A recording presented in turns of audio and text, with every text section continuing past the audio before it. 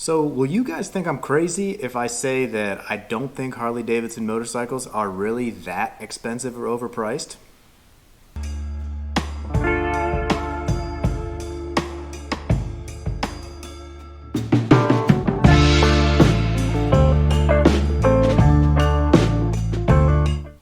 All right, everybody, what is going on? As always, thanks for stopping by to another video today.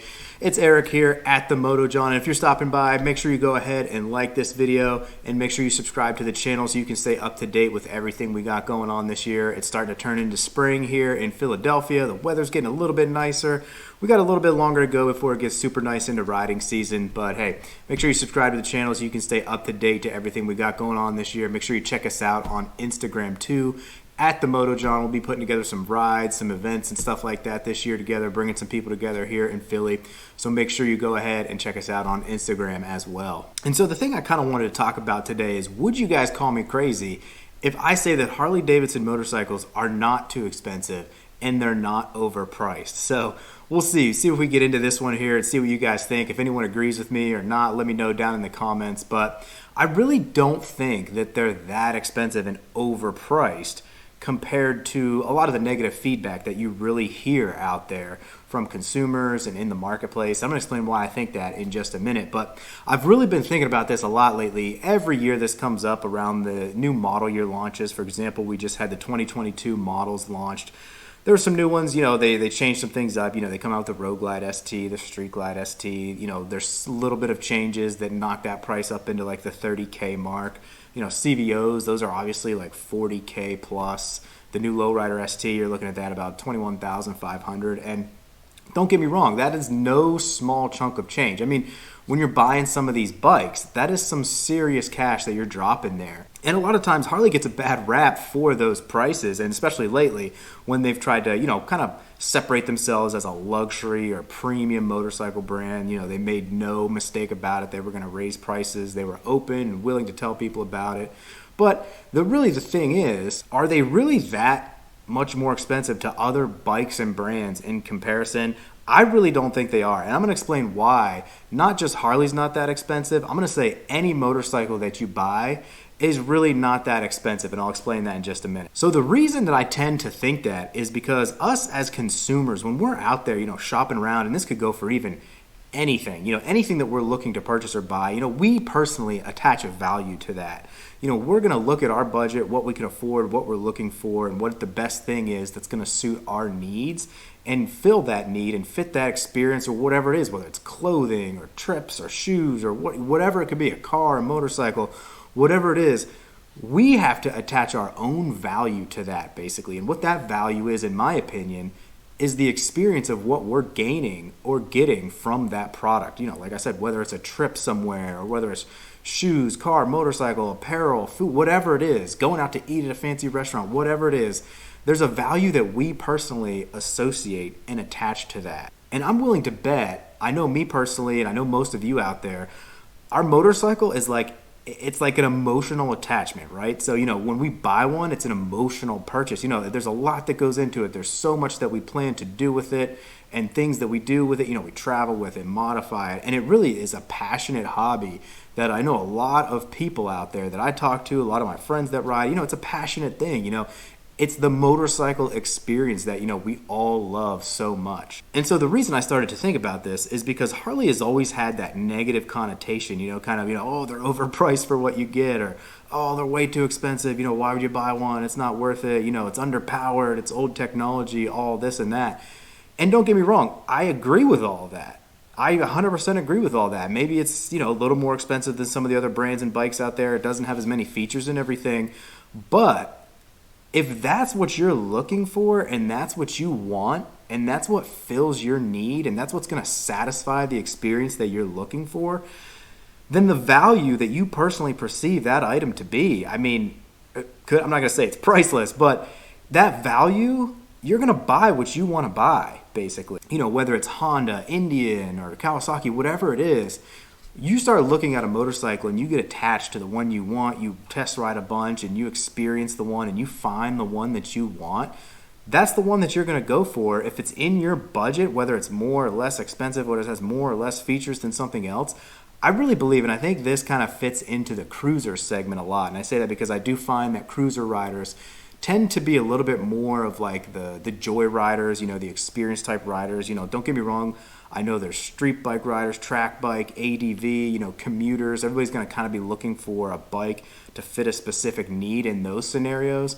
But I really do think cruisers are kind of the riders that are having that emotional kind of attachment, that emotional experience, that emotional purchase of something to where they're looking for what they want, and when they find it, that's what you're going to get. Now, I know, an ADV rider needs certain features. A street bike is, may prioritize power.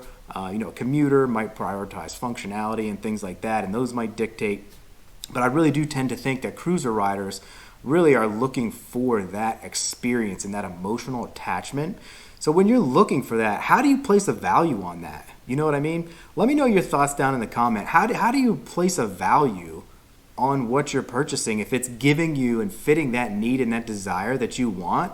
What is the value of that? Let me know what you think. Am I crazy for thinking that? Because it's something that I've been thinking a lot about lately. When you think about, is it overpriced? Well, if it fits my budget and it's what I want, then no, it's not overpriced. It's not too expensive. Then that's what I'm going to get. Like I said, within means, within a budget and things like that. But I really don't think if it's fitting that experience of what you want and what you're looking for, then I don't think it's overpriced. So to give you an example like I was talking about, if you think about this from the perspective of the bike that I ride, obviously everybody knows I ride a Harley Sportster Iron 1200, nothing fancy, it's bare bones. Yeah, I would say, it's probably underpowered to a lot of other bikes in its class. So when you start to compare it to other bikes in its class, for example, I would say a light to middleweight type cruiser, you're thinking like the Indian Scout, the Honda Rebel, the Triumph Speedmaster, Triumph Bonneville's, things of that nature. And so when you compare the Sportster to all of those bikes, for example, it is coming in on the higher end.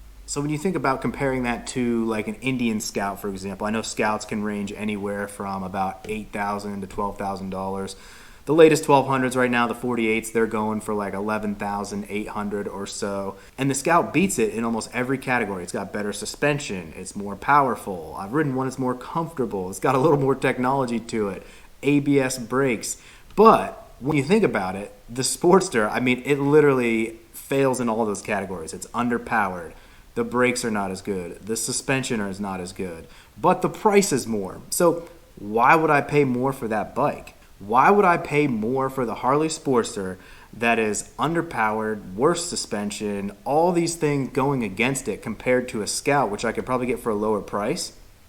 It's the experience. It's what I'm looking for example. So, I'm going to pay almost 12 grand for that bike if it fits my budget and it gives me the experience that I'm looking for. If it fits those needs and those desires, that passion that I'm looking for, I'm going to get it. If the Scout fills that for you, then that's great too. You're going to go with that. You know what I'm saying? Let me know what you think down in the comments if you kind of agree with anything I'm saying there. I really think you can't diminish, the personal experience and value that you're looking for when you're riding a motorcycle, for example. If you have a motorcycle that is more powerful, better features, more technology, ABS brakes, cruise control, all this stuff, and it's cheaper, why would you not go with that bike? I don't know. I can't even tell you. When I get on my bike, it just gives me something that I don't know. I can't even explain it. And that's one of the things that I love about it. Yes, maybe it's more expensive. It's less powerful. It's less technology. But it fits the exact desires and needs and experience that I'm expecting and that I want. So when it's in my budget, I'm willing to pay for that. And so if you think about more examples like this, if you think about the Rebel 1100, that bike is somewhere around, a little over $9,000. If you think about the Triumph Bonneville, that's in between 10 and 11. If you think about the Speedmaster, that's over like 13,000, I think. Like I said, some of the Scouts, those are between 8 and 12, depending on the exact model.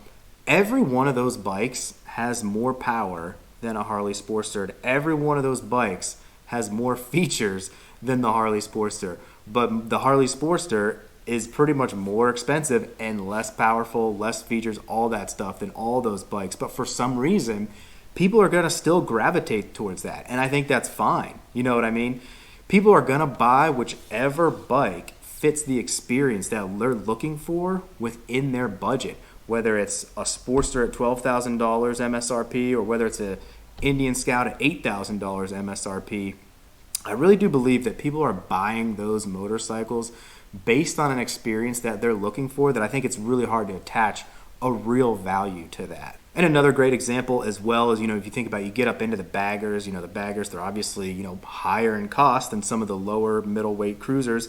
If you think about a Road Glide Special costing about $27,500, and then you think about somewhat of I guess it would be a competitor, the Indian Challenger coming in, somewhere between $28,000 and $29,000. It's a little bit more expensive, but it does have, more power, more horsepower, more features, things like that. The Road Glide, a little bit more stripped down, less powerful, obviously. But if the Road Glide is giving you the experience and the feeling that you want and that you're looking for, that's what you're going to buy. If the Challenger is giving you that, then that's what you're going to buy. Maybe one's a little bit more expensive than the other, but I guess what I'm really trying to say is that I really do think that people put a little too much stake into the costs of these bikes, or one should cost this or one should cost that, or whatever it is. Because I really think at the end of the day, you're placing your own value on what that motorcycle is going to give you in return. So if it fits your budget and it meets your needs and it gives you what you're looking for from an experience perspective, then I don't really think that you can say that it's overpriced or that it shouldn't cost that much, because we put, like I said, we put our own value on those things, Now, of course, obviously, I'm not going to go out and buy a Sportster for $20,000. That's just outrageous, obviously. But when you think about those price points in comparison to some of those other bikes and things like that, you look at that price and you say, is that in my budget? Is that valuable to me? Is that the experience that I want? And did I like that? Whether it was a test ride, you test ride multiple different bikes, you're going to pick out the one that gave you the experience that you were looking for. Yeah, don't get me wrong. It would be nice if, prices were lower and we could get, Road Glides for $10,000, $12,000. But listen, that's just the nature of the way things are. That's never going to happen. So, you think about it, you get a Sportster between 10 and 12K. Yeah. Is it slow? Yes. Is it old? Yes. Is it all these things uncomfortable? Yes. You say, why would you even buy that bike? I don't know, but I did personally. I know a lot of other people do as well. So, that's just kind of what I'm thinking about. It's all about that experience, for me at least. And let me know if you guys think the same way out there. What do you think of the value of these bikes these days? And does it correlate to the experience? Does that value of that price correlate to the experience and the enjoyment and the passion behind all of it? Because I personally, I think it does. And I think so far for me and my bike so far with my Sportster, it certainly has. It's given me so many great experiences, opportunities, and people to meet that I've never would have met before, things that I would have never done before, places I never would have gone before. So just a little interesting thought that I had recently, are these things really overpriced?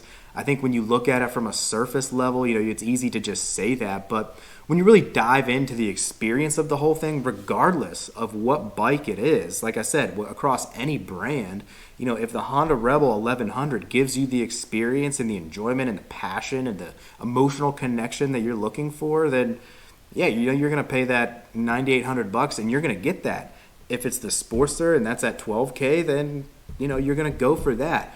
I really do think we purchase these things on what we want. And I think we look a little bit too much at how one brand compares to the other or not. I think we should be comparing it to the experience and the value that we put on it. So those are just some of the thoughts that I've been thinking about lately. Let me know if you agree with me down in the comments. Was your bike an emotional purchase? What do you think of that emotional value tied to the actual physical dollar amount? Drop it down in the comments. Let me know. Do you think I'm crazy for thinking this way? Or do you think I'm crazy for thinking Harleys aren't that expensive compared to what you get? Let me know your thoughts down in the comment. As always, if you like anything we got going on here, make sure you like this video and go ahead and subscribe to the channel. As always, guys, we will catch you on the next one. It's the Moto John. We'll see y'all on down the road. Peace.